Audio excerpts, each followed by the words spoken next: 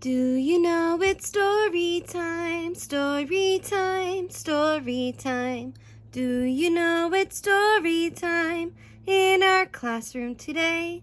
And today, friends, we have another Highlights High Five Bilingüe in English y en Español magazine to read. And the title of this magazine is Diviértanse, Have Fun. Now, friends, do you remember what we can find inside of a magazine? That's right, we can find different types of stories, poems, games, and even informational stories to learn from. Now let's begin. And remember, this is a bilingual magazine, so I will be reading stories in both Spanish and English.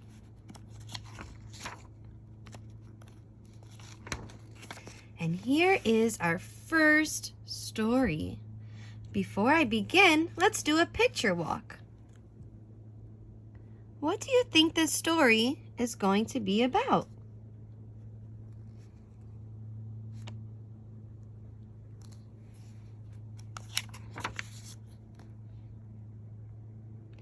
If you have an idea, let me know.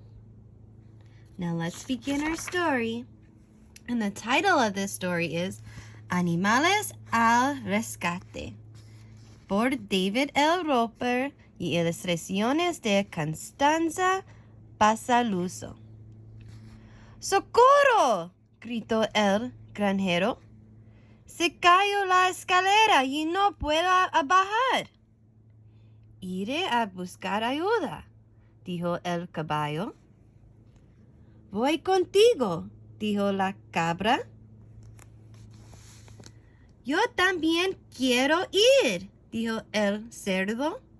No se olviden de mí, dijo el pato.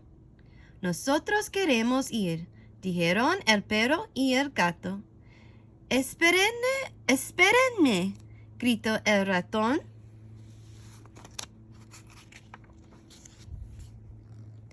Cuando el ratón trepó hasta arriba, miró el granero y dijo, esperen, tengo una idea. Pero el caballo no lo oyó.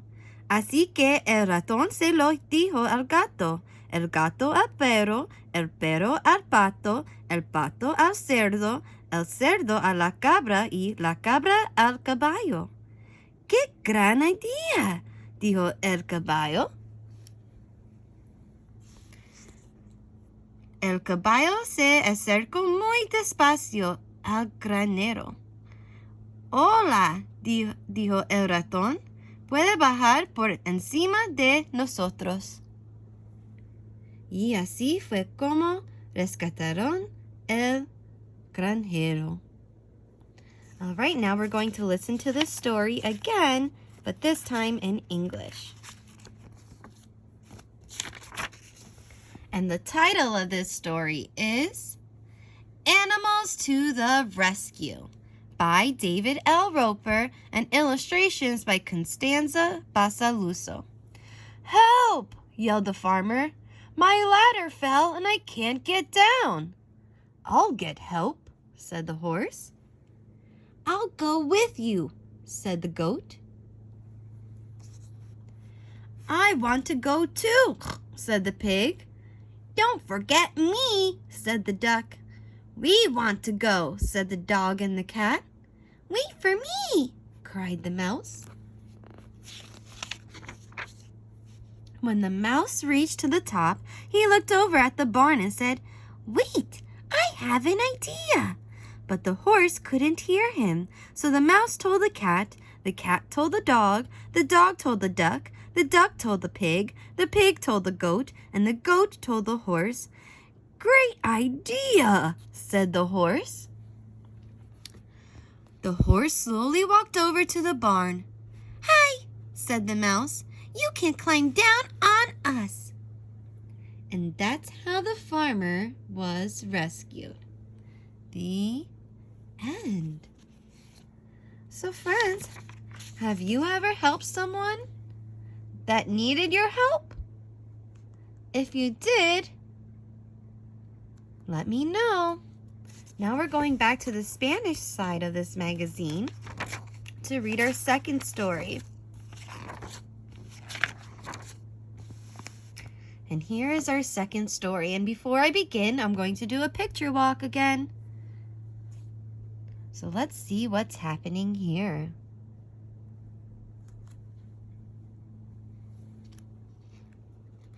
What do you think this story is going to be about?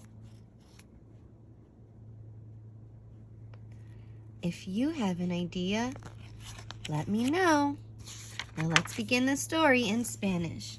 And the title of this story is La Carta, por Marianne Mitchell y ilustraciones de Anne Kennedy. ¿Qué dibujas?, preguntó mamá. Es una carta, dijo Juan. Su mamá vio cómo dibujaba un camión. Mira, es mi camión, dijo Juan. Es igual al que te regaló tía Rosa, dijo su mamá. Después Juan dibujó una cara. Mira, es mi sonrisa, dijo. Después escribió su nombre y dijo, mira, es mi nombre. ¿Para quién es esa carta?, preguntó su mamá. Juan sonrió. Para tía Rosa. La mamá le dio un sobre. Juan puso una estampilla. Su mamá escribió la dirección de tía Rosa en el sobre. Después caminaron hasta el buzón. Adiós, carta, dijo Juan. Now we're going to listen to the story in English.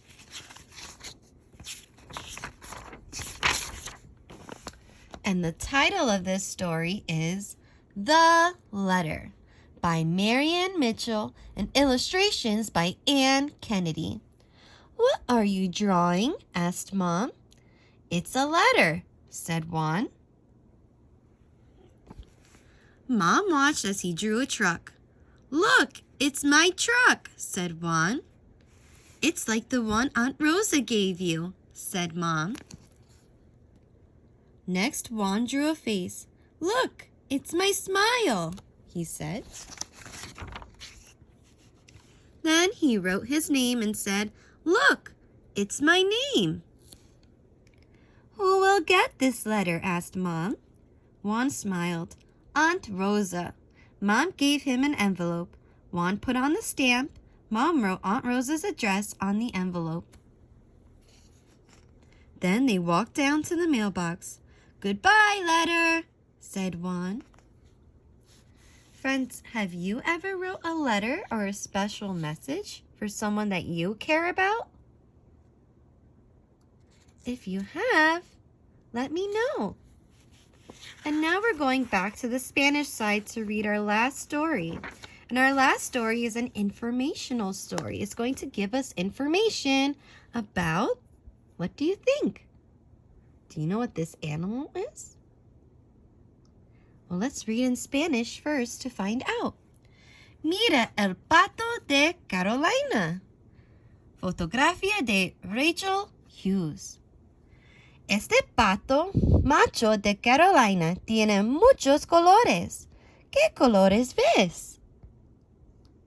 Los patos de Carolina pueden caminar, nadar y volar.